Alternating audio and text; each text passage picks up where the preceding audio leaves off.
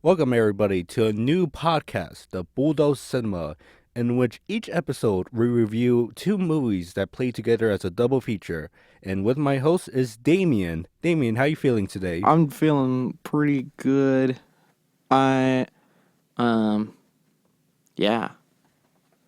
Hello. Okay, so for our first episode, we're going to start out strong, which is probably like the most absurd like double features I ever heard playing two movies playing together in the Harris Theater of 42nd Street in New York in the last week of June and the first week of July. You can watch Cannibal Holocaust and The Dragon the Hero, aka Dragon on Fire, together.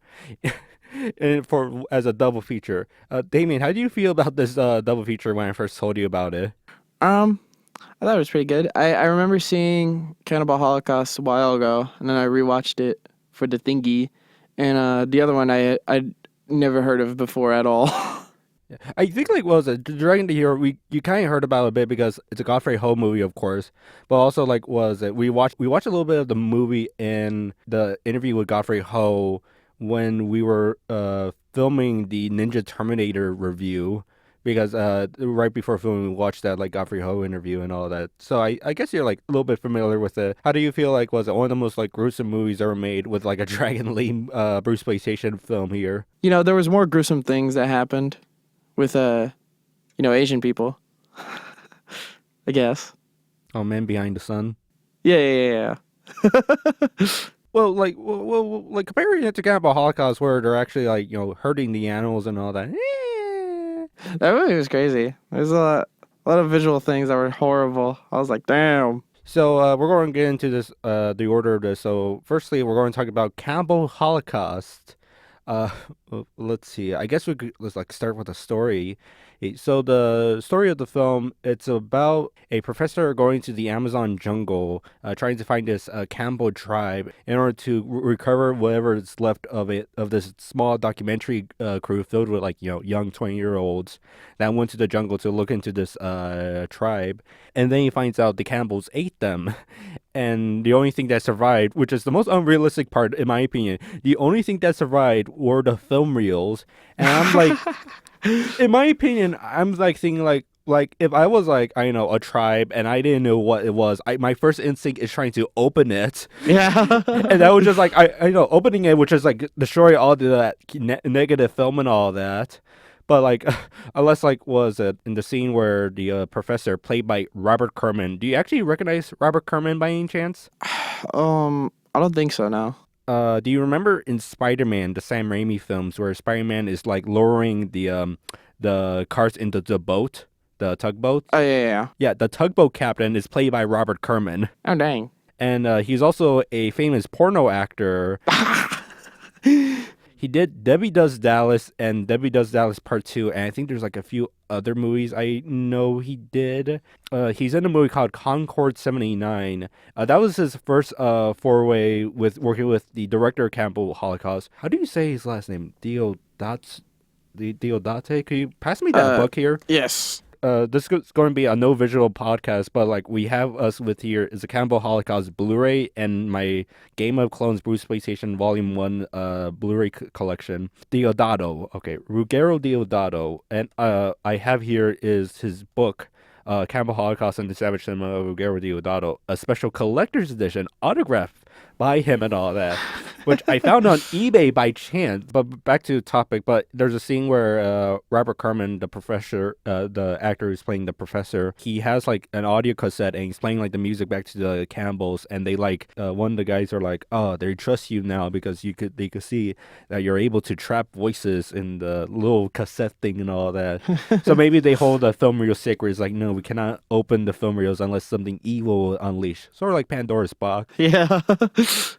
They get scared. They get scared that little men are gonna come and attack them inside the film reel. Yeah, or spirits and all that. Spirits. That's actually a pretty interesting analogy. It's like Pandora's box is like, let's open the film reels and see what's in there, and then it just reveals how horrible the actual documentary crew was. Yeah. Because that was like the next part of the movie, which I was actually surprised. Like, first 40 minutes is the build up to actually seeing the footage of the documentary crew that they filmed, and the last half of the movie is the footage itself and all that, and the reaction of the TV executives is like, we're going to show this on TV on Wednesday called The Green Inferno. Green Inferno. And then they like watch through the documentary footage to reveal how horrible was this documentary crew and all that, where they're like putting the natives on fire, killing them, shooting them, killing their animals. Yeah, And, they were pretty. They were pretty horrible people. Like, I felt so bad when they like burned down the little tribe area, and then like they also kicked a pig, the little pig. They killed the pig. They shot the pig and all that. They shot the pig. Which Carl Gabriel York, the actor who plays Alan Yates, he talks about how he was the one who was supposed to shoot the pig, but he didn't want to do it because on their boat ride to the location, all the sets you see in the jungle, they all built it. And Carl Gabriel York, he was hanging out with the pig. You know, it's like, hey, nice pig. And then when they arrived there, Ruggiero was like, all right, you're going to come in here and you're going to shoot the pig and look into the camera and say this line. And he told like he wouldn't like shoot a pig because he already developed like a relationship with it on that boat ride. He said no. So Ruggiero, without a second, he went, all right, the other actor, you're going to come here and shoot the pig. Did they actually like kill that pig? Yes. Oh my god, dude. Every animal that you see killed in this movie has been killed. Oh my god. Before anybody comments this on the comment section and all that, biggest misconception of this movie was that Ruggiero Deodato was charged with murder and like cast members had to show up to court to like prove that they're not dead. Completely not true. In fact, he was only charged with obscenity because how violent the movie was when it was first screened in Milan, I think. One of his early screenings. It was confiscated by the Italian government for being too violent and possibly being charged with obscenity. But those charges were let go. And even like Carl Gabriel York, he was interviewed on, there's a great interview with him on the Blu-ray here, which was, I think, featured on like an earlier DVD release. He talks about how like it was his first time hearing about like being supposedly called into court like 10 years after the fact. It's like, what? What? I never heard that. But yes, every animal in this movie is in fact killed. Man, that's so sad. Jesus. Especially the turtle scene, which just really bugs the hell out of me and all that watching it. God, that's so horrible. What was the thing? That middle section there, like the scenes, someone around it. Carl Gabriel York, he actually wasn't there on set. He was called in by a casting agent in New York to be in the movie. He was only told this: "We like to go to South America, and it will be 3 weeks of filming." And he's like, sure. And was immediately casted after like 30 minutes after like showing up for the auditions and all that. But like they filmed that turtle scene right before him. The most interesting thing I learned about it is that reading this book, there's an interesting section about the censorship, especially with the BBFC, because this is like one out of 72 movies that was labeled as a video nasty. So it's like a group of films that were like supposedly banned in the UK and all that, along with like, was it The Driller Killer, Texas Chainsaw Massacre, and I think there's like more famous ones. They cut out most of those animal scenes, but they restored them back for later re-releases. Besides, I think 2-3 scenes they didn't like fully restore back into the UK release. The most insane sentence I read in the book was that like according to the BBFC, the turtle scene was intact because it was a humane kill or like a clean kill. I was like, nothing about that scene is clean. I know, dude. Like they showed its like whole like chest and stuff. And like they're like digging into it. The funniest thing, there's that shot of like the blonde guy. He's holding the turtle's head up to the camera. They use that shot in the interview with Carl Gabriel York, and he's like, "Oh, that actor, he was a nice guy," and cuts to that shot of him with the turtle. Oh my god. Yeah, pretty nice guy. He killed Leonardo. He killed Michelangelo. He killed all of them. The turtle scene is still pretty shocking with the actors because, like, I was listening to the audio commentary with Francesca, who plays, like, Faye in the movie, and also Carl. You could hear them physically turn away from the microphones as they're recording their commentary when that scene happens. And then, like, one of the crew members on the commentary is like, "Isn't that an endangered turtle species?" which it Ooh. is. Oh God, dude. What do you know what turtle species it was? I forgot. I think I like quickly like look up to it and all that. As I look up what turtle it was. What else do you thought about the film? I thought all the cannibal actors are pretty good. Oh, the natives? Yeah, the natives, yeah. When they have the footage and stuff and they're like going through the forest and they're like spying on the natives that are like eating the monkeys and stuff. That was horrible. Oh my They were God. eating that monkey. They were eating. Ew! What the hell? Oh my gosh, that's like the most like interesting story about the making of the film, where there was actually a debate, an argument between the crew members whether to kill the monkey or make a fake monkey to like kill on screen, because there was a prop master on standby ready to do that. And the thing is, according to Joe Bob Briggs, at the time Italians weren't like very emotionally insensitive to animals, so like they didn't really think about like, oh yeah, we gotta kill a monkey in the movie, we gotta kill a monkey. The cast and crew was like, no, you shouldn't kill the monkey, no, you should kill the monkey. And the natives, you know what they were thinking? What? Because they hired a like local natives to be like the cannibals in the movie. Yeah, they were thinking, who's going to eat the monkey after the filming wraps? Because that will be their food. Yeah. The natives agreed to, the natives weren't paid. That was like the most like surprising thing. They weren't paid at all to be in this movie. That's crazy. Being put into like a burning tent for the movie and all that, which nobody came out injured, thankfully enough. That's really dang. Yeah, they had the tent burning and all those people in there for real. Nobody was injured. That's crazy. At least for the natives in that scene and all that. I think there were like minor injuries here and there and all that. I think the most major ones is like people getting sick a lot because it's like, the Amazon jungle and all that. Yeah. And like probably like something stuff out there like the human body from like New Yorkers coming over here are not entirely used to. Getting some unknown disease from a mosquito. Yeah. Oh yeah, about the monkey scene. So they finally decided to kill the monkey on screen, and everybody just like hated it. And like there were even crew members vomiting when it happened. And Ruggero was like, oh, we need a second take. So they got another monkey for the scene. Oh, dude. That's so horrible. Oh my God. They really went all out with like just trying to show the actual gruesomeness. Like, Jesus, man. They didn't need to kill those monkeys, man. They didn't need to kill any of those animals. I looked this up. The Era turtle is seriously threatened to be an endangered species. Seriously threatened. That's what it says on Wikipedia. So they killed a turtle that was seriously threatened to be extinct. Oh, well, nothing we can do about it now. Was that the only like I'm going to try to phrase it. The only animal gruesome scene I wasn't too like affected by was the spider sequence. When Francesca has the spider on her like shoulder and all that. That was an actual spider. Oh, dang. And like swipe it off and they just like kill it and all that. I was like, I never liked spiders anyway. Okay, firstly, now I'm thinking about what was the whole purpose in the movie to kill that turtle and all that. I don't know. Like, were they? I guess they were like eating it. I guess, yeah.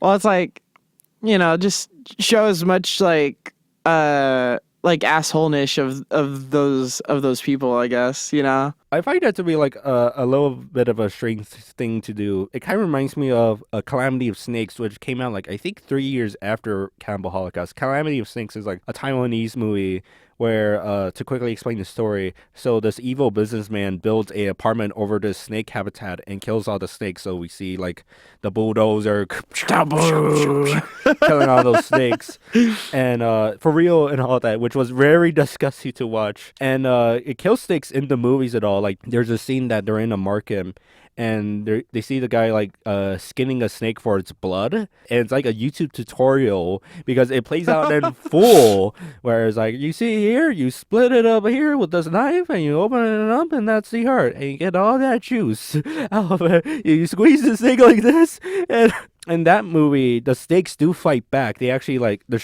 conquer back the apartment building, and it's a movie how it's not good to kill snakes. But to show you that, it needs to kill a bunch of snakes for the movie. Like, come on, guys. What are we doing here? I keep thinking of like I don't know why. I think I was thinking of a different Family Guy clip, but there's like another Family Guy clip.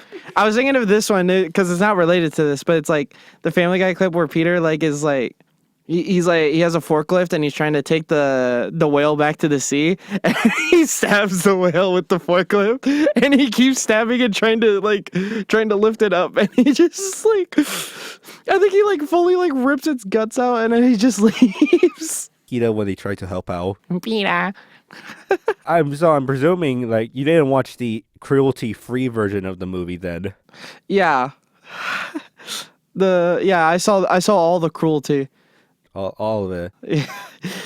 You know what was really funny to me was that the spoilers, but it's like came out in like the 70s, didn't it? Yeah, people had like 40 years to watch this. Yeah, you guys have Plus, 40 years to we're like watch to it. spoil this anyway. But at the end of the movie, like when he walks out of the building and he's like, maybe the cannibals were us all along. Who are the real cannibals? Who are the real cannibals? Maybe it was us all along. And I'm like, I think it was just those guys were just horrible people. So, I like how the TV executives recognize that, and their first instinct after watching the entire rough cut of that footage, like, burn this. Burn this. And he starts calling somebody. And the editor gets arrested for like selling the footage. That's like another weird thing there. It's just like it cuts to a title card as like the editor was arrested for selling the footage and all that. Oh my god. I want to get into that like part a little bit, but like oh yeah, I was going to mention like on the side of like the animal cruelty, the violence in this film, it really works in a way because like it's very uncomfortable to watch. Oh yeah. I know it's like people are like naked, like the natives mostly they're like naked being dragged across like the mud and all that, and like their hands are all over the place and they're playing with like these like vicious looking props like rocks and I was like, gee whiz, I don't like looking at this. But like I think it's like kind of like that is diffused with me knowing like the behind the scenes part of the movie and just like seeing like gee whiz, I hope like nobody's like getting hurt and all that. They're like getting like rocks all over them, getting dragged around. Oh my god. What was that one the one scene where the dude is like naked and like in the water and then like all the women like come up to him. Dude, that scene was so weird. Well, like the thing is, the professor's like, oh, we gotta get dressed with the natives, so like they're not wearing clothes, so I have to take off all my clothes. I have to take off all of my clothes. Which happened earlier, where like they capture one of the natives to like lead them to like the tribe and all that. That guy who like helps him out, he like takes off all his clothes and like goes walking on the mud and all that, and they're like shooting like little arrows of him. And I was like, gee, I hope like those arrows don't like aim a little bit up. And I know. That. Oh my god. But yeah, when he was like when he was bathing in the water, and then the ladies came up to him, they were like hella touching him. They like grabbed his junk. I was like, oh my god. In the commentary, they talk about how they were actually very surprised he did that, Robert Kerman, because apparently there were like amoebas or like some like parasites in the water. Oh. That. Oh my god. Basically, like you shouldn't go like butt naked in the water and all that. Oh my god. Because I think there was like another scene where Alan Yates is like in the water as well, and like Carl talks about like he didn't like the idea of going in the water without his like pants on and all that. I was like, I don't know, guys. I don't know about this, guys. Which makes me like think back to like the infamous like deleted piranha scene. You ever heard about the piranha scene? No, I don't think so. So it's like the small like 2-page sequence of like one of the natives captures another native from the other tribe, because that's like another thing in the movie. There's like rivaling tribes. Oh yeah, the rival. Yeah. What was it? The tree people and the swamp people, as they call them. Which I'm forgetting their actual like names and all of that, but like they're actual based on actual tribes. Mm-hmm. No, they're not cannibals.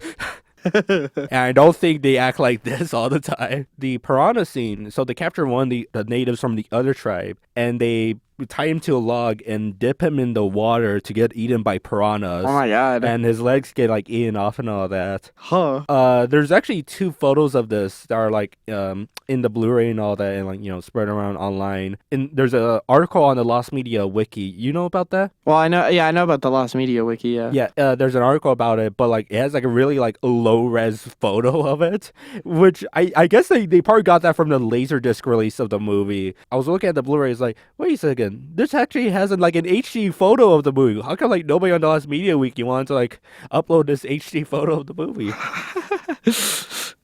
Everybody out there, find the lost piranha scene and let's get it in 4K. Yeah. Well, the thing is that they never finished filming the scene.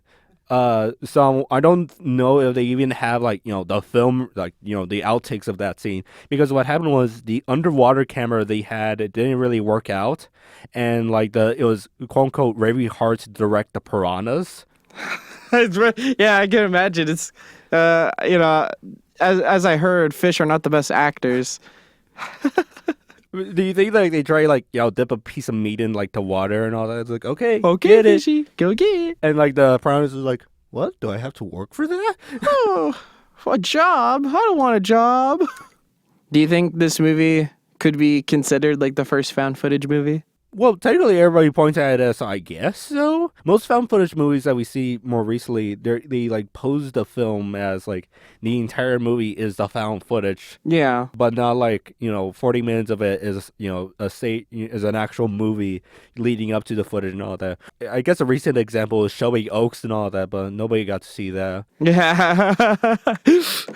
I was like thinking when watching this movie that it reminded me of like this another movie I saw called Snuff, which came out in '76. The director Ruggero, he talks about how he was very inspired by the Mondo films or the shockumentaries, where it's like a documentary that is meant to like shock you. It's like, here's some gruesome footage from internationally over the world.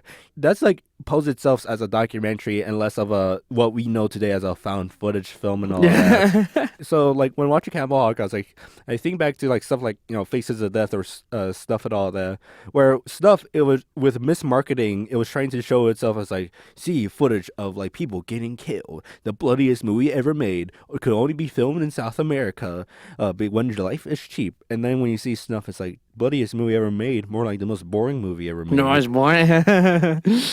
But I really like how this movie is like formatted. It starts in the beginning as like like actual like thing you see on television and stuff like that, and it shows all the like handheld footage and stuff like that, and then like in the middle, it's like in the middle, yeah, it like turns into like an actual movie of like them going through the the forest and stuff like that, or is the jungle, whatever. And then when they find the footage, it just turns into like a handheld like found footage movie again. Yeah, I do like the format and all that. I do find the format of Cannibal Holocaust to be interesting because like we have that title card at the end of the movie. It's like telling the audience is like, oh, they took the footage. It's like, what are we watching here? Are we watching like a documentary of the entire thing? Yeah, no, it's really weird because it's like it mixes pretty well, I think, but it's like it's such a weird transition from like different formats of like how it's filmed. Mm-hmm. Yeah, and it was a similar thing in the advertising. Along with the U.S. trailer, I noticed is like they filmed the footage and got eaten, and what remains is a footage or something like that. Something silly like that with the U.S. advertisement and all that. It tries to do something like what Stuff did, where it tries to like the most like see footage of like gruesome deaths and all that. It's hella funny though because it's like in like the more found footagey part where they find the footage from the lost crew. It's really funny because it's like there's like two people like filming with their cameras, like they're like propping up the shots and like slowly turning, and you can see the other guy like filming too. I think it's really funny because they're getting like these cinematic shots of like all these like native cannibals just burning to death. It's for the movie, man. It's for the movie, man. You gotta get these people dying. It's cool. What was that line? Like, there's this line in the movie, like, he would do anything for a good shot. Yeah. Oh, here's a behind-the-scenes fact about, like, those, like, found footage sequences. It was actually shot on 16mm film. Mm-hmm. So the entirety of the movie is shot on 35, but, like, for that, like, found footage stuff, it's actually shot on 16mm. Interesting thing that's been recently revealed is that last year they did a 4K remaster of the movie. A 4K remaster? In like probably like this year or next year, you're going to see like a 4K Ultra HD, a 6-disc 4K Ultra HD Blu-ray release, according to Grindhouse releasing. But like they found that in scanning the original negatives, like the 16mm negatives, that they actually see that the footage was actually made to be shown in 4:3, not in the 1/85th version that the rest of the movies played out and all that. For the new 4K release, or like the 4K master that got shown last year at Fantastic Fest, they show that 16mm part, the found footage part, in 4:3, while the rest of the movie is like 16:9. There's also apparently going to be like 20 extra minutes of like uncovered footage that's not been seen. Unseen footage, you say? I wonder what could it be then, because like, this movie's pretty gruesome in itself. What else they like cut out to make it like, That is true. There is like apparently an alternate version of the film for Middle Eastern markets. Carl Gabriel York, he talks about this, where for some of the like the rape scenes where everybody's like outright naked and all that. Yeah. They filmed those scenes twice, so them without clothes and them with clothes. Without clothes and with clothes. It kind of reminds me the Paul Nash movies, where like they will like shoot like a very like a nude version of a scene, and then they will shoot the quote unquote clothed version of the scene where people are wearing clothes. So yeah, they like do these for like international markets and all that. So I wonder if like they found that version of the movie. It's like, oh, we found the clothes version. The clothes version. That would be like the most like clean version of the movie. Is like, oh, we found the clothes version, and we could combine it together with the cruelty-free version. They should. Do you know about the Animal Farm remake? Yeah. We should do a Cannibal Holocaust remake, and it should be like fully clothed, no gore, no killing animals, just a happy fun time in the Amazon forest. They're still cannibals, though. You gotta have the cannibals. They're like the main antagonist. They'll have like one short cannibal, and he'll be like evil and like controlling all the other cannibals. Oh wait, that's a movie. Rare Blue Apes: The Cannibal Isle. What is that? It's this obscure like kids movie from the 70s. It's directed by someone who never directed a kids movie ever until that point. His previous film he did was Alice in Acid Land.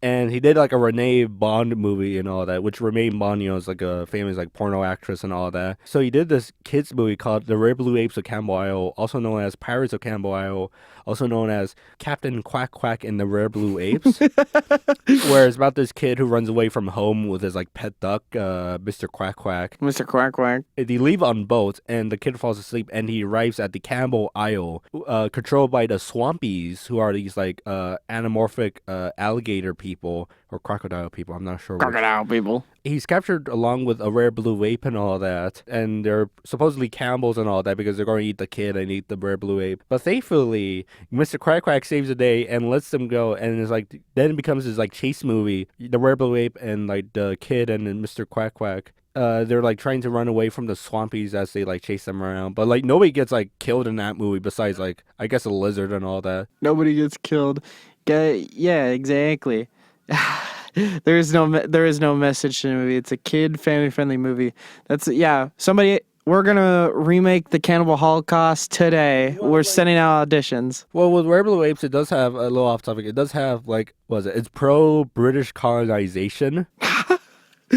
Because the rare blue apes were raised by these like British lords, as they call them. These British lords adopted us and they raised us to be civilized citizens and all that. As the Swampies are not civilized, and we are the better people. What is it? They're like, we are far better than the Swampies. They have this entire song about it. They don't say we are the better race. They weren't too far from saying that though. We are the better race. We are the rare blue apes of Cannibal Isle. So back to Cannibal Holocaust. I'm back to Cannibal Holocaust. An interesting thing I learned about the movie was that, like, even though we're viewing this as a double feature, this movie coming out in the U.S. was very much of an outlier at the time. In the early 80s, the United Arabs tried to get the rights to, like, sell the movie here in the U.S., but it ended up having legal issues because of, like, Ruggiero being charged with obscenity and all that. Yeah. It was later picked up by Transcontinental Films, which also distributed Dragon the Hero. In fact, Transcontinental has very interesting history with Bruceploitation. The company was ran by Larry Joachim, and at the time in 1974, his son, Marco, who was 14 at the time, he was like, hey, Dad, you should make a Bruce Lee movie. So they say like, oh, we could like take episodes of Bruce Lee's The Green Hornet and edit them into a movie. So basically a compilation film and all that. Marco was the one who actually edited the movie. He was only 14 at the time, and his mom had a steamback editor in the basement because she was apparently an editor and all that. So they edited the movie and released it as The Green Hornet, starring Bruce Lee. It was a mega hit, and I believe it got into the top 50 of Variety's like top 50 highest grossing films of the weekend list of the week, whatever it was. So they made a lot of money from there, and they started doing more martial arts movies. So in 1985, they got to the license to release Cannibal Holocaust. Now here's the issue. It got an X rating from the MPAA. Oh, yeah. They were trying to like get another rating. It's like, hey, you know, what if you want to look at this movie again? Give it a lower rating possibly? They said, no, it's going to be an X rating. No. So the movie was barely shown here in theaters in the US and all of that because of that X rating, because like when your movie has an X rating, it kind of kills off the market for like most major movie theaters and all of that, because like the only places that play is like, you know, art house theaters or porno theaters, whatnot. Yeah, I played for 1 week in New York. There's a list out there of like movies that played in 42nd Street from 1978 to 1993 or 94, and I could only find 2 showings, and they were both a week apart from each other, like the last Tuesday of June and the first Tuesday of July. But like the funniest story I heard was that like Carl Gabriel York, he was already in Los Angeles at that time, so he didn't get to see the movie in New York. But one of the people he later meet in Los Angeles talks about how he actually snuck into the movie as a kid to see Cannibal Holocaust, and it was like one of the most like traumatizing things he's seen. Oh, yeah. Dude, seeing it as a little kid, that would have scared the fuck out of me. I rated it lower on my letterbox, but I don't know. There's a lot of things in the movie that is like really really interesting, you know, and I really like the format of it. Oh, like what rating you gave it on Letterboxd? I think. Hold on, let me check. A 1 out of 5. 0 stars. Yeah. Let me see. But I gave it a 3.5 stars. Oh, it's like the same rating I gave it as. Although I think I would give it like a little bit of a higher rating, like if Letterboxd kind of does a decimal thing, like a 3.7 or a 3.8 and all that. Because rewatching this movie, I didn't expect to like the movie more than I did. I started to notice more like, you know, the cinematography aspect of it, like the middle section where Robert Kerman is out in the jungle exploring around. I was like, oh, this actually has like thoughtful cinematography and all that, and a interesting story that I kind of correspond with and all that. I'm not like bored by the movie at all. This is actually really good. I find it really great. What prevents me from giving it like a higher rating, of course, is the animal cruelty scenes. Like, come on, guys. I just remembered in the beginning when the crew is like flying into the jungle and stuff, and it's like showing like the boat crew and stuff. What are they? What, like the people on the boat? I guess they're like military and all that. Yeah, they're military. Yeah. The black guy, I noticed that like when he was talking, I think they like ADR his voice, because like I was like looking at his lips as he was talking. I was like, wait a minute, his voice doesn't match with what he's saying. I think it was only him that was ADR. I don't think so, because this is like an Italian production. So Italian movies, they're all ADR. Like they don't do like on-set audio recording. They do a scratch track, which they will like record audio, but not like professionally and whatnot. But they will have like a reference when they do the ADR work and all. The Clint Eastwood Dollars trilogy films, those films are completely ADR and all that. And it's more obvious because you have like different actors who don't know how to speak English trying to like mimic their lines and all that. So on set they're saying 1, 2, 3, 4, 5, 6, 7 cowboy. But in the movie they're saying, you better watch out there, cowboy. So is like everybody in that movie ADR? Yes. I didn't even notice. Like I only noticed the black dude. Yeah, which, you know, I felt the same way. It's like, I thought the ADR work was actually pretty good, where it's very naturalistic to the movie.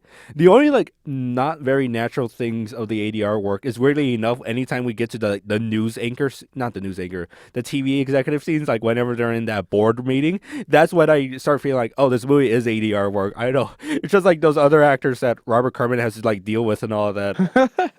And I was like, oh, yeah, this is obviously ADR here. The ADR work is like pretty good for the most part, which I kind of find like a little ironic, to say the least, because like when they're reviewing the found footage, they're talking about how the sound quality isn't that great, and I'm like thinking, who brings sound equipment to the jungle? Yeah, that's what I'm saying. My expectations would probably be like, it probably sound like way worse than like the movie shows it. Like, there'll be like wind, like All the birds chirping. all the different birds, the bugs, like, dude, that would be horrible. Oh, here's like another thing I was finding confusing. Who was holding the microphone when doing the sound equipment? Because I was like thinking in the movie, oh, the reason they have sound is because they have those like big old TV cameras. There's these particular type of 16 millimeter cameras that are for like television productions and all that. Like the Andy Milligan movies, they use these type of cameras. But essentially, like you could record both the film and audio at the same time because it's all in the camera. So there's like a built-in microphone or like somewhere you could plug in a microphone and all that. So I was thinking, oh, maybe they have that type of camera where they're like those like new 60 millimeter cameras when they have like both the sound and the picture. But then I was looking at the cameras and it's like your standard wind up 60 millimeter cameras with nowhere at all to like plug in sound. So who was recording the sound? They had one of the cannibals holding the sound. That's actually should be like a funny thing they should just add into it. It's like, hey, we just got this native to like hold the microphone for us and all that. The one native that they kidnapped. Oh no. What is it? We saw the music. Music was pretty good. There was this one scene. I forgot what it was. I think it's when they found the remains of the crew like bundled up into that little thing, and it plays like the ear piercing that it's like I don't even know how to describe it. It like gets louder and it's like. Yeah, that's like I think probably like the one thing that everybody could agree on, that if you could say anything about the movie, but you could just say like at least the music is like pretty good and all that. Although like I find it weird when having the music over the found footage movie, because in the movie the editor, like the in-universe editor, he explains is that, oh, for some scenes we added in stock music. The editor just so happens to know, was like, oh, there's this evil turtle scene, so like when they cut off the turtle head, we're going to just insert this music track here. It's like, what are you thinking? Okay, guys. Right here, we'll put some scary music. Oh yeah, look, and then the music gets louder. The music gets louder as you see his guts. There we go. Now this is cinema. Dude, I'm glad they arrested that editor, bro. He was going to sell the footage off and all that. Yeah, arrest that guy, bro. No, here's the thing. They were going to show that the footage on TV is like next Wednesday we're going to show the documentary The Green Inferno. That was like the documentary, the universe documentary they're making was titled The Green Inferno. In fact, Eli Roth is very much inspired by this movie. You know who Eli Roth is? No. He's one of the actors in Inglourious Bastards by Tarantino. And he's featured in the documentary about the Raiders of the Lost Ark fan film. There's a fan film? Oh, you never heard about this? It's like one of the best like fan films out there. I wish I could find a copy of this. It's this one-to-one remake of Raiders of the Lost Ark by these like kids who saw the movie back in 1982. They're made during the 1980s. And the thing is, it's like made in several years, so you can see in every shot somehow the kid changes ages and all that. But no, this is it's like one like considered like one of the best like fan films out there and all. It's like this entire one-to-one remake of Raiders of the Lost Ark. Indiana Jones is like 2 years old, and then he grows to like 16. No, they're like 7 years old, and the next shot they're like 17 years old. And then like suddenly they're 14 and a half and all that. Oh, dude, that's so funny. Yo, Indiana Jones, well, he had a growth spurt. Back to the topic, Eli Roth, he made a movie called The Green Inferno, which is named after the in-universe documentary in Cannibal Holocaust. In fact, I think like in one of the Roth's movies, he has Ruggero Deodato coming back for a cameo appearance. And yeah, there's actually an essay written by Eli Roth about his appreciation of the film, and he did mention that Ruggero does regret filming those animal sequences and all that. Oh yeah. So I was looking at Ruggero's career. He actually has a pretty interesting career because he was a second unit director on Django, the first movie with Franco Nero, and he shot the famous opening sequence where Django is dragging his coffin across the mud fields. There's like two weird films I recognize from his like filmography.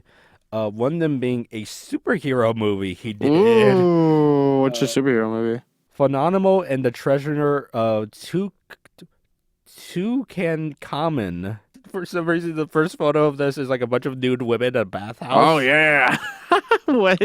I recognize this movie because it actually came out on Wizard Video on VHS. I wanted to like check if it like has a higher or lower rating than Cannibal Holocaust. Was it Cannibal Holocaust currently on Letterboxd? It's at a 2.7 out of 5. Oh yeah, I was like, dang, that's hella low. So I'm wondering if like was it his more obscure films just should happen to have a higher rate, like a 2.8 or 2.9? Was it he directed another movie he did, The Barbarians for Canon Films, cashing in on the Conan the Barbarian craze. Yeah, and it was at the tail end of Canon Films' lifespan, because this was like 88 or 87. Just in 2 years, by 89, they will have shut down production and like be sold off. Was it The Barbarians? I heard it's like mostly a so bad it's good movie. I'm surprised nobody's ever thought about making a Cannibal Holocaust a remake, you know? Well, I guess like The Great Inferno is like the closest and all that. Make a modern day remake. We're gonna add Gen Z. We're gonna Gen Zify Cannibal Holocaust. Or what if it's like a meta remake where it's like these group of characters watch Cannibal Holocaust and it's like let's go to the jungle. Let's show like how they actually are and all that. Let's show the natives as like a peaceful people and all, and they arrive with like their cell phones and all that. And, they arrive with their cell phones and like and they're like short t-shirts to like fit into the groove. And like they end up meeting up with the bad natives and all that. It's like going to North Sentinel Island, like trying to like. Do you know about that one dude who was trying to make them Christian? Trying to make them Christian, and like, dude, they don't even understand what you're saying. It'd be like the remake of Anaconda, where Anaconda's like, "Oh, look at this movie about an anaconda. Let's make our own anaconda movie. Let's make our own anaconda." And then there's an actual anaconda, giant anaconda. Yeah, dude.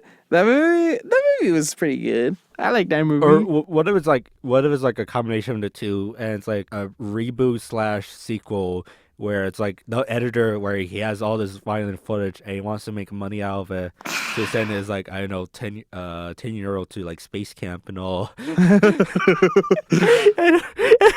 And then he's like, it's this whole adventure of him like sneaking out with the film reels. Hey Bob, what's that heavy cargo you got?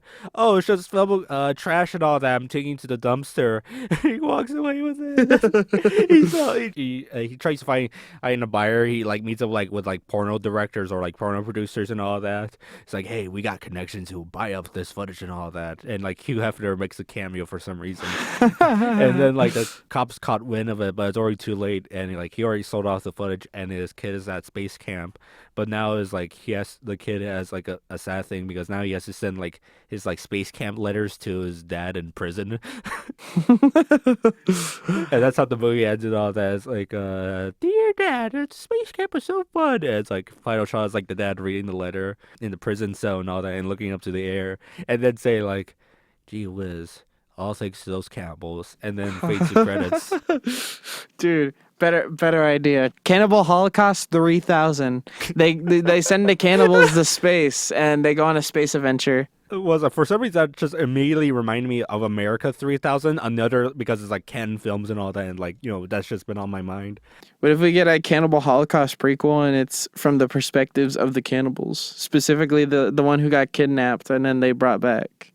Oh, I thought you were about to say the one that got stabbed with a stick and all that.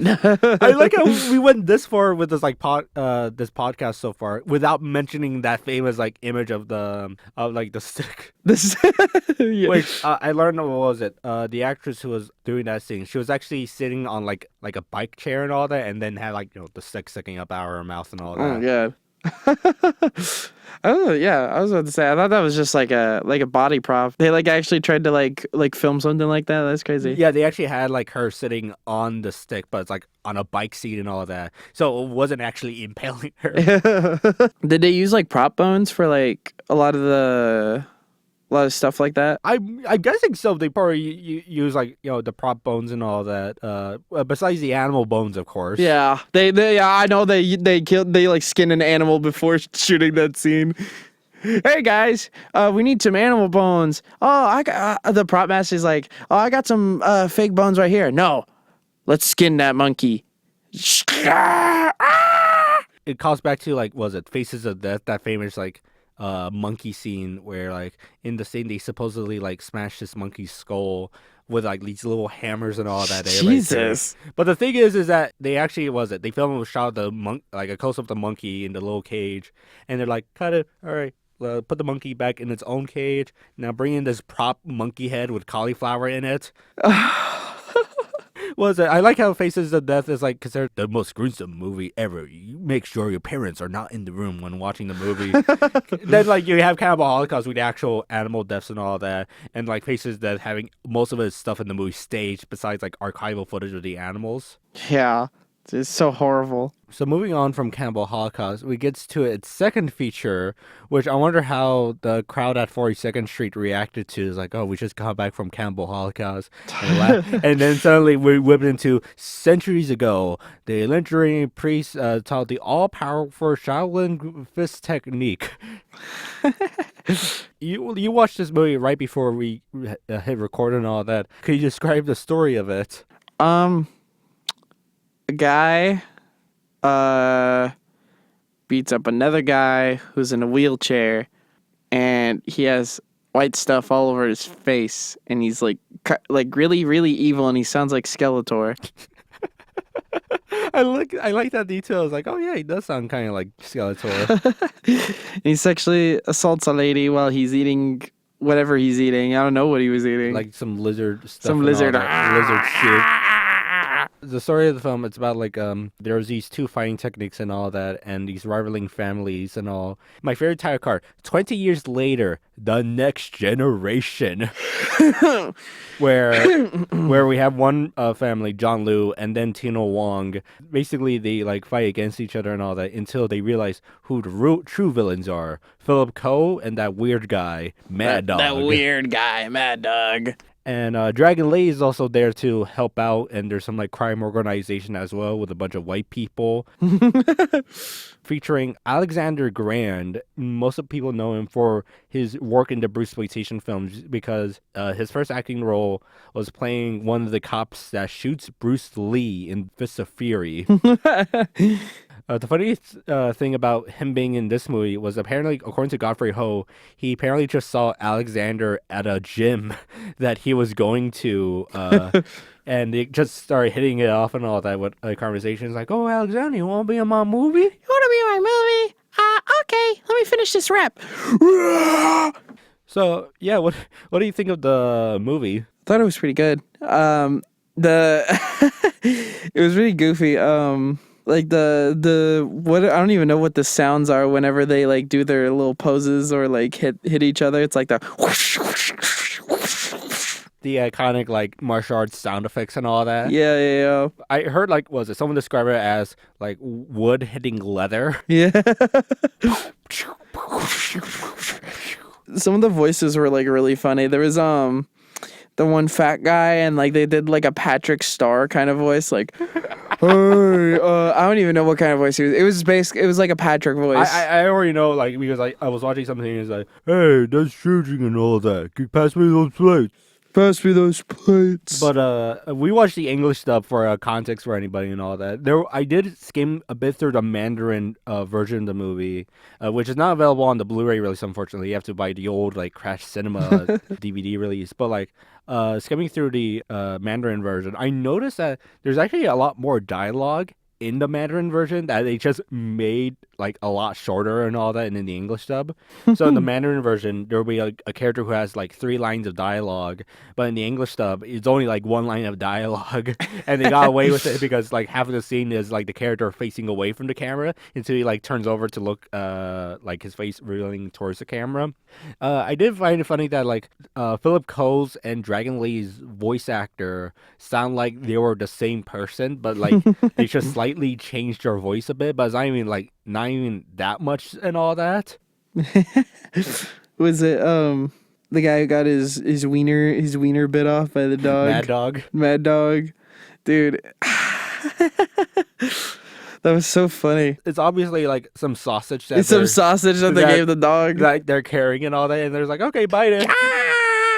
I was curious. I looked through the American version of the film, which we're watching the American version, but I have an older copy of the American version, and that shot is still there and all that. So I was like thinking, oh, they didn't even bother to try to cut it out. They just like left it in as is. God, oh my God, that entire scene was so it was like full of like so many things happening. Like you have the mad dog with the lady in this like darkly lit room with all these candle lights, which really shines with the cinematography and whatnot and all that.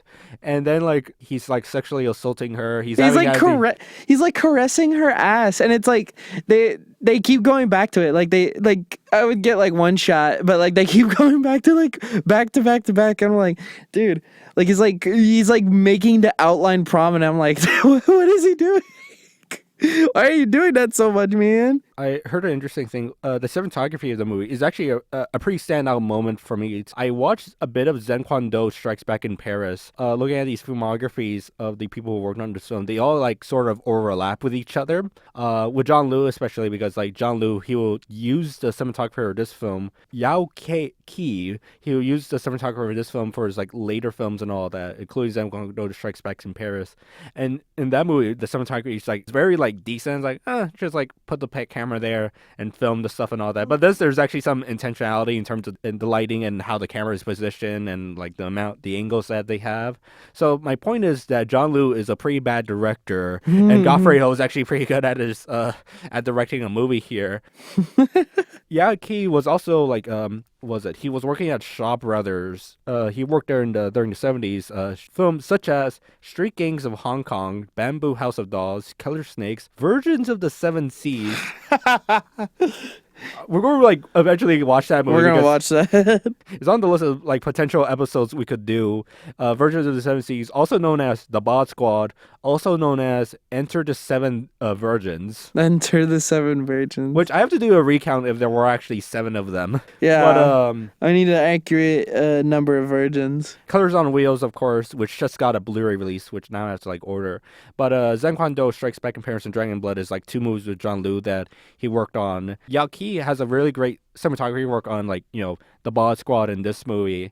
And then watching Zen Kwan Do, I was like, oh, John Liu's just really bad at directing and all that.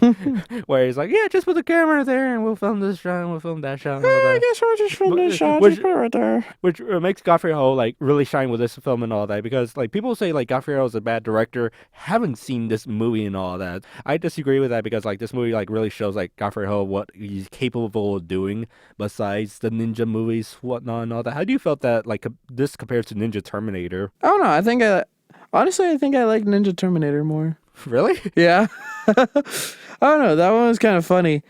There was a lot of things in that movie that I think I liked a lot, like the robot, and then like the white dude like dressed in like full camo as a ninja, Richard like Harrison. Yeah.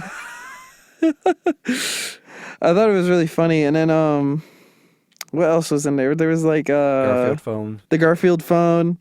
They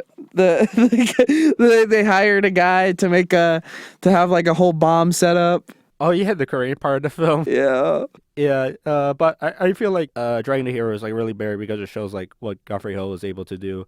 I kind of find it funny that you mentioned that the movie is like slightly goofy and whatnot, which I have to like slightly disagree, because in the same year, Dragon Lee, he did another Bruceploitation movie in Korea, Golden Dragon Silver Snake, not directed by Godfrey Ho. I have to add that to the audience, because that was distributed by Also Asia Films, or maybe produced, I guess, but it's entirely a Korean production, which Godfrey Ho did not work on. In the interview, Mike Worth asks him, is like, you directed Golden Dragon Silver Snake? No.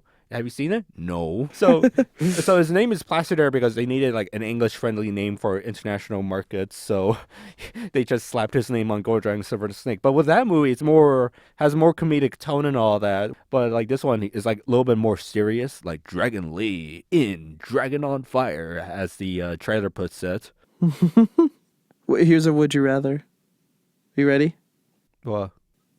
Would you rather have a little robot come up to your doorstep, or get your wiener bit off by a ferocious dog? You know I'm going to go with the robot, right? But what if he has a bomb? like Well, a I smoke could bomb. like run away from it. It's like a small robot, like Transformers or I literally could like just do a light sprint away from it. What if Pitbull was biting off your wiener? That's like a nightmare scenario and all that. Nightmare scenario. Exactly.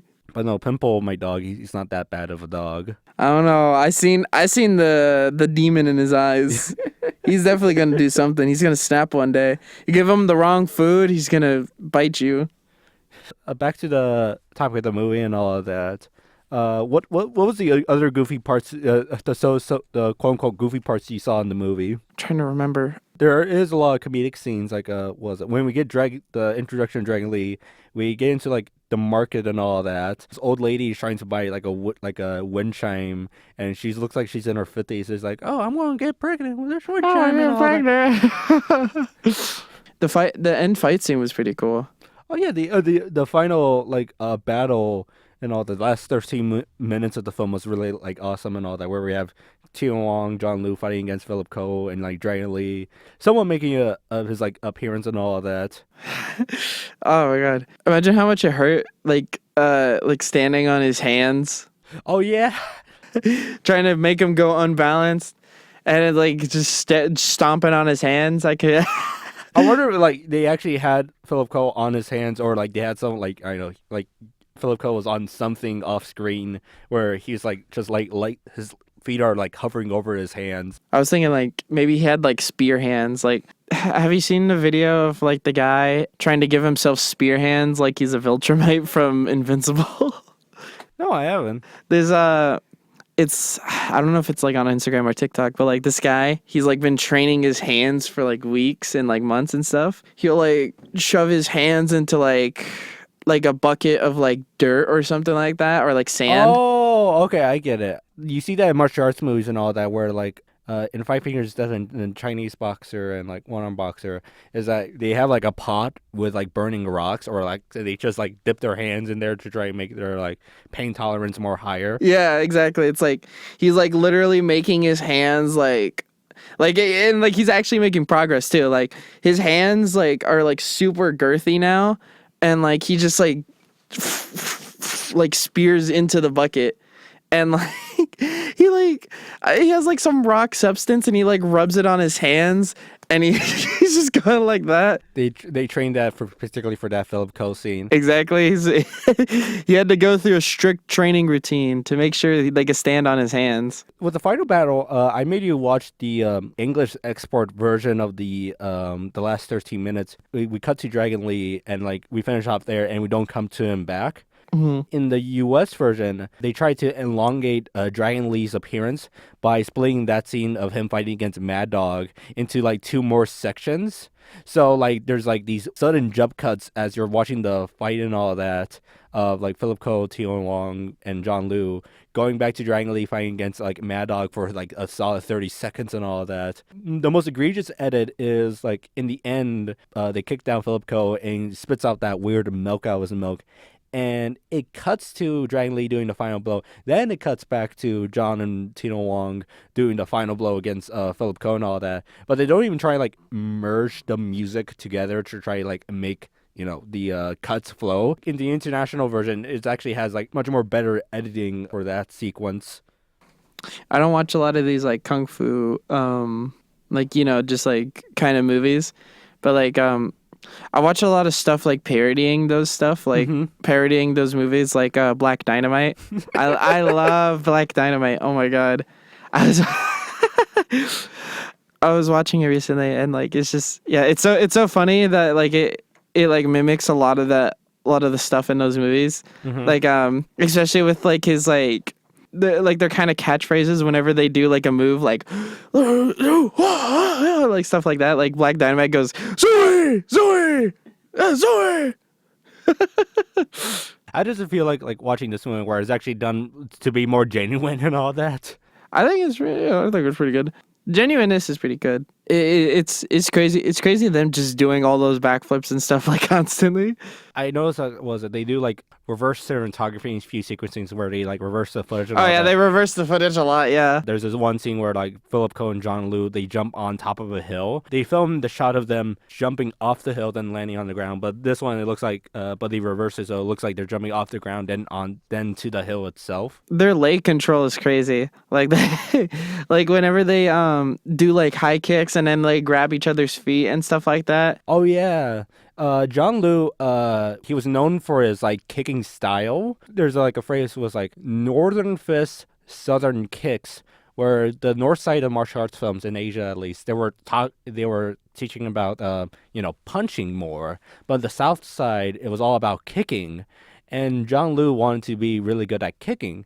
The issue was that he wasn't flexible. He trained with like a martial arts instructor who was also working in movies. It was essentially torture when he was like training and all that because they were stretching out his groin, stretching out his like legs.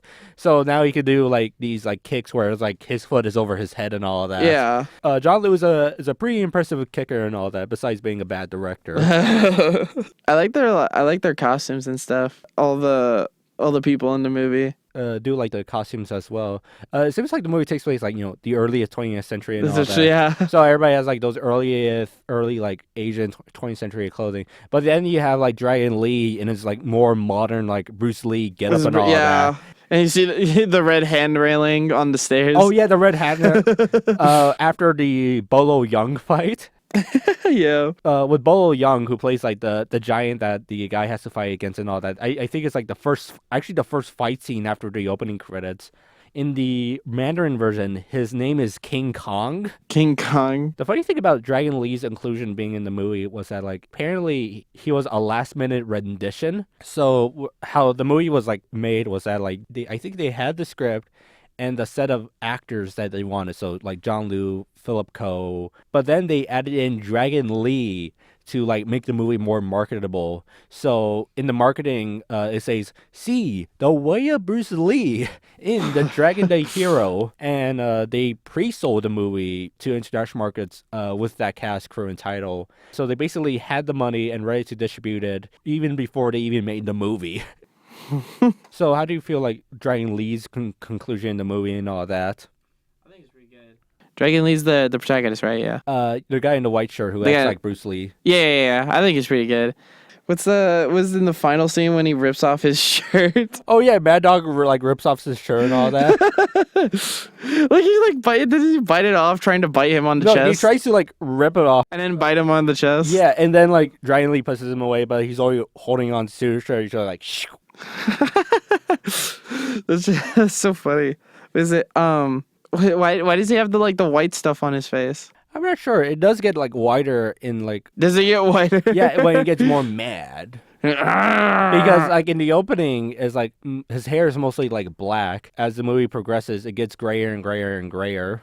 And then his thumb nunchuck. Oh yeah, his thumb chucks as his they call thumb it. chucks. Yeah, apparently it was a Dragon Lee made that his own in Korea. According to Godfrey Ho, they apparently found that at like a toy store and all that. A toy store. Someone made like this egregious joke, which is that like, oh, the movie's so low budget they couldn't afford like one half of a nunchuck. That's funny. I think that joke was made on clones of Bruce Lee. Actually, the audio commentary on like a Dragon Day Hero is like really great and all. Oh, by the way, I forgot to mention this and all that. If anybody's ever confused, if you want to get more confused and all that. So, Dragon Day Hero came out in the US in 1985 as Dragon on Fire. Not to be confused with the Dragon Lee movie, Dragon on Fire, which features Dragon Lee, but it's a different story, a different cast and all that. And I think Bruce Tye's in the movie as well, or like one of the other Bruceploitation actors. Its original title is Enter Three Dragons, but is also titled in other markets as Dragon on Fire.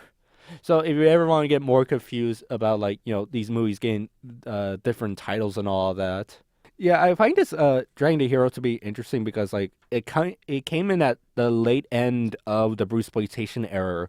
It came after Game of Death, which is kind of like the end all be all Bruceploitation movie because how bad it was. By the late 70s, these Bruceploitation actors they were finding more of their identity, whatnot, besides being Bruce Lee. So Dragon Lee leaned much more towards the comedy. So that's why we get like Golden Dragon, Silver Snake. They should, what somebody should do one day? Somebody should get all of these movies and make like their own movie, like in a big supercut. And like it's like a 2-hour long film with all these different clips merged together. Well, we have something like that, clones of Bruce Lee and all that, whereas like featuring like the three clones, Bruce Lee, Bruce Tai, and Dragon Lee, and Bruce Lai. Not to be confused with another Bruce Lai. Do you know about that one animated Netflix show of Agent Elvis? Yes. We should get one like that, but for Bruce Lee. It's like, was it Chuck Norris had like that? Was it the Chuck Norris Karate Adventures show? He also had like a comic book series as well. What do you tell the soundtrack of the movie featuring, of course, stolen music cues? It was pretty good. Wasn't there? Didn't you say there was a Star Wars one? Yeah. One of the tracks where it plays when the characters are in the Death Star. They stole music from the band Goblin for Dawn of the Dead. They stole music for the one of the more famous like spaghetti westerns, The Big Gun Down from Ennio Morricone and all that. So that track that's in the opening credits and the ending of the movie. So I kind of find the soundtrack to be like really great and all that. This is like one of my favorite like Bruceploitation soundtracks. It's like hell yeah. Speaking on like the editing and all that, I was looking at the the cast and crew and all that. At least like most of the crew members or some of the actors, they were like worked at Shoppers at some point and all that, or worked on a Bruceploitation movie on another point and all that, because they were like making a bunch of them in the 70s and all that. Like, what if we like there's like these videos that somebody made. I forgot what it was. This YouTuber. He makes like really well-made edits of like different clips from shows or movies like spliced together, and it's like seamlessly spliced together. Like he would get clips from like Breaking Bad, and he would just like make his own scenes and stuff like that, and he would like take different scenes from different episodes and like merge it and make it his own thing. Malcolm in the Middle meets like Walter White at it. Yeah, and there's this specific one that's like trends on like Instagram every now and then, like where it's Gustavo in like the scene where he's like walking towards the the sniper like trying to kill him. Mm-hmm. And they edit like a bunch of different scenes from like other movies. Like they have one of Neo from The Matrix where he's like firing the minigun from a helicopter, and like the bullets like they like Gustavo like freezes the bullets in front of him, and like there's like a bunch of other stuff like that. But imagine we did that, but for like Bruce Lee, and we just like took a bunch of Bruce Lee clips and we made our own movie. Oh, they already did that. They just like the way that these Bruceploitation filmmakers would do, they would start trying to buy up footage of Bruce Lee's childhood movies, and inserted them into like new like martial arts films and all that. That happened to Dragon Lee actually. So Dragon Lee did a movie called Last Fist of Fury. That's how he got into like Bruceploitation, is because of that movie, and it was released in the U.S. as The Real Bruce Lee. It edited the movie down to an hour and inserted about like 30 or 40 minutes of documentary footage of a Bruce Lee childhood movie when he was a kid. And they redubbed the movie. Little Bruce Lee, he's like, sooner or later, I'll be a great martial artist. The most egregious one being Fist of Fear, Touch of Death. The whole setup of the movie is trying to find the next Bruce Lee. So there's this whole tournament of a bunch of like different fighters and all that, of trying to find the next Bruce Lee. Adolf Caesar's the announcer and all that. But like it has childhood footage of Bruce Lee. And then here's the most insane thing. It cuts to an unrelated martial arts film that they just had the rights to. Martial arts film featuring Japanese samurai. And the thing is of course, Bruce Lee's Chinese, not Japanese. So Yeah. the editor asked Terry Levine, what should we do? And Terry Levine just told him, just make up stuff. So, like, the film will fade back to is like, now, Bruce Lee wanted to be a great martial artist, giving tribute back to his Japanese ancestors, the samurai. Dude, has Bruce Lee ever like talked about like any of these films? Like, just Well, he died before, like, these movies came out. really? So in 1973, Bruce Lee dies right before Enter the Dragon comes out. So he suddenly is one of the biggest international film stars. Now here's the problem. He's dead. He's dead. Filmmakers, distributors, they wanted more Bruce Lee movies because they know it'll make money out of them. So you know what they did? They're like, hey, let's get Bruce Lee impersonators. So people who acted like Bruce Lee or who were like Bruce Lee to make quote-unquote new Bruce Lee movies. I don't know why I did the cold hands gestures. I said anybody's going to look at that. So that's how we get Bruce Lee, Bruce Tai, Dragon Lee. They're just cloning Bruce Lee. The clones of Bruce Lee. Dude, they could low-key, like, bring back, like, a Bruce Lee type thing with, like, his clones and make it, like, a comedy movie or something. Well, clones of Bruce Lee is kind of like that. That's like the thing where it's like, when we get more later down to the 80s, they start being like a little bit more self-aware and all that. Challenge to the Tiger is like the most insane one, featuring our lovable Richard Harrison. Where like it's produced by Dick Randall, who do these like self-aware like comedic English stuff. So like with Challenge of the Tiger, it's like this like James Bond type of duo where like Bruce Lee and Richard Harrison are like buddy cop spies, but like Bruce Lee does the most of the spy part as Richard Harrison sleeps with all the women in the movie. So one movie with the famous tennis scene where the women are topless and playing tennis. Ah, yes. And Richard Harrison is playing tennis with them and all that. Instead of topless women, what if it was Bruce Lee clones? Bruce Lee clones playing tennis? That would actually be pretty neat.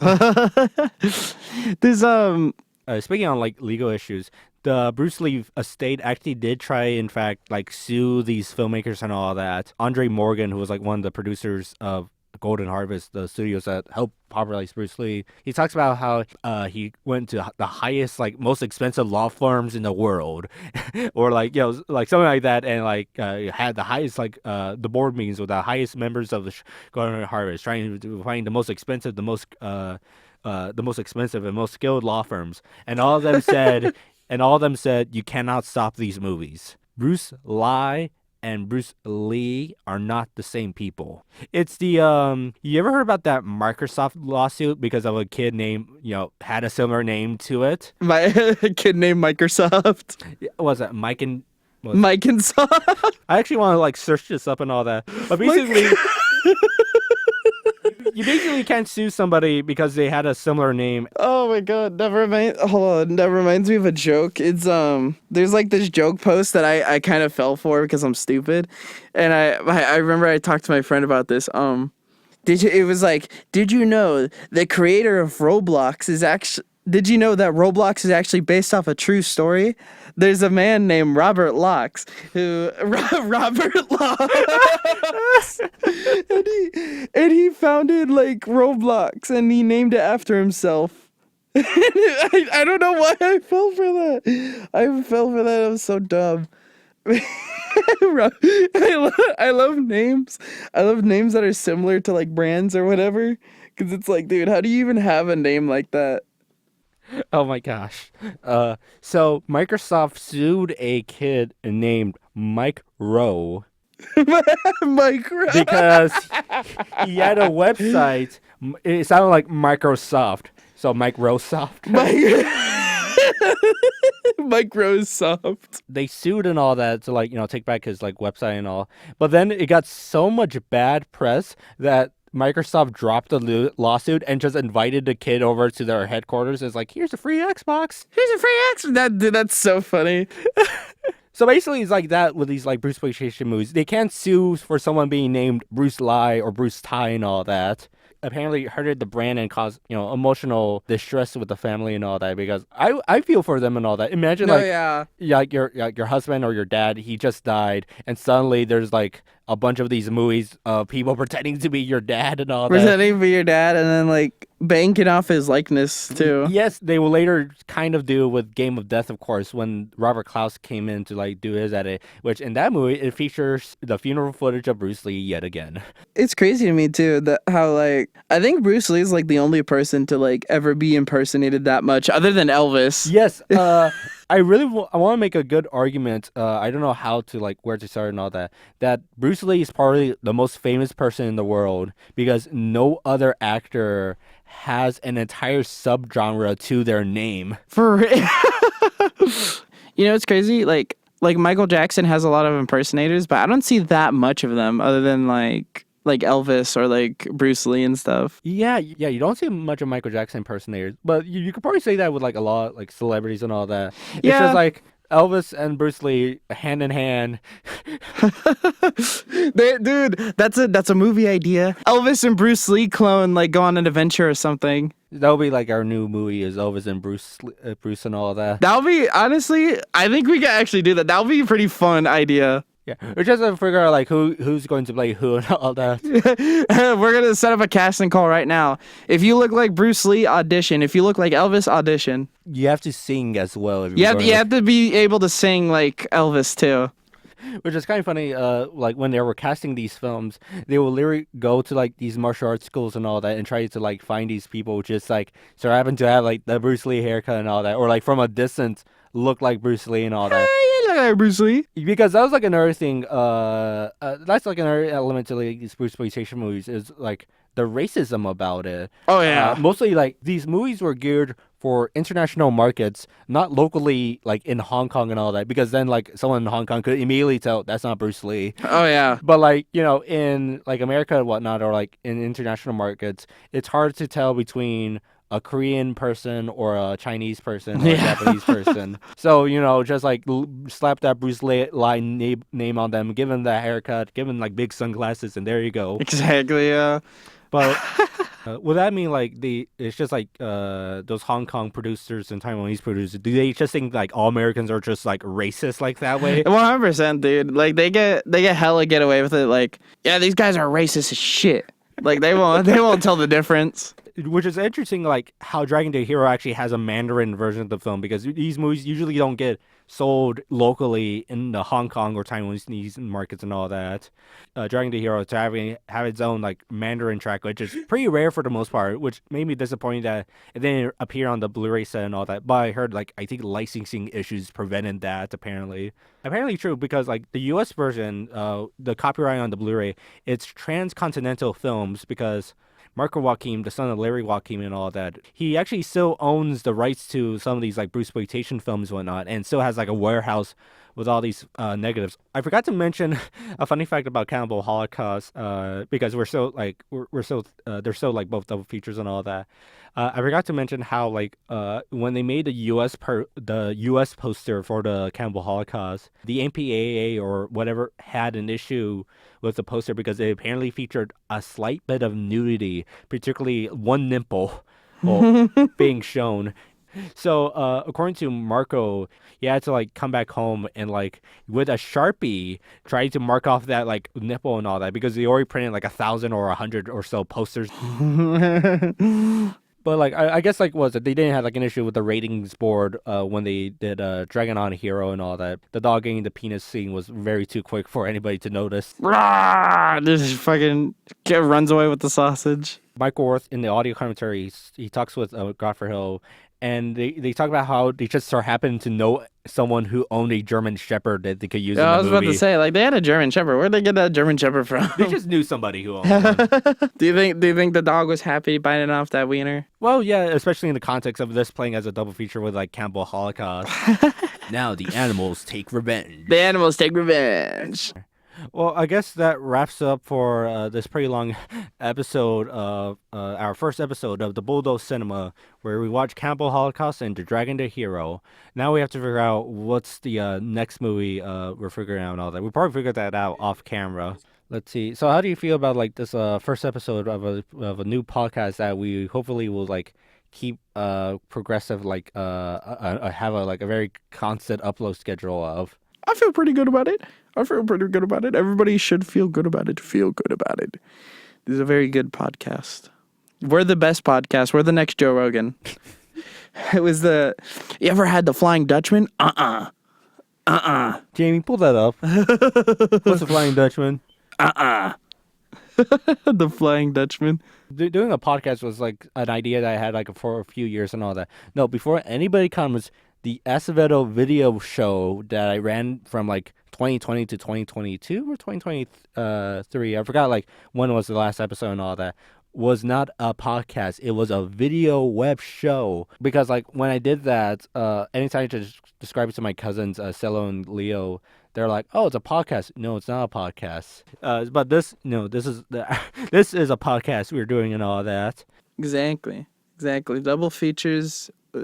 Soon we'll run out of old movies and we'll have to talk about the modern slop. I don't know. There's like, let's see, 70 years of film history of like double features being a constant thing. So we have enough to like just sit through.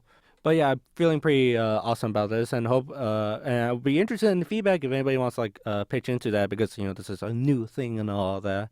So until next time of the Bulldozed Cinema Podcast. Bye.